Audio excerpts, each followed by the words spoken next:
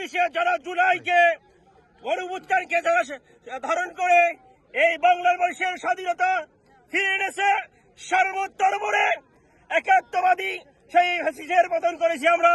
আজকে সেই বাংলার বীর নায়ক হাদি ভাইকে তারা সন্ত্রাসীরা অ্যাটাক করে গুলি করে হত্যা করেছে। তাদের এই প্রতিবাদে আমরা হাদি ভাইয়ের জানাজা থেকে শপথ করব।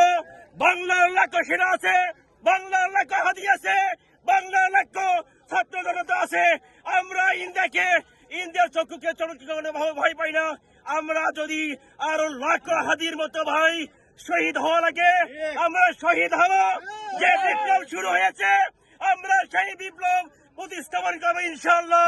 সেই বাংলার জমিনে হাজারো বিপ্লবী জন্ম নেবে, হাজারো বিপ্লবী শহীদ হবে, তবু ইন্ডিয়ার কোন গোলামি আমরা মেনে নেব না ইনশাআল্লাহ।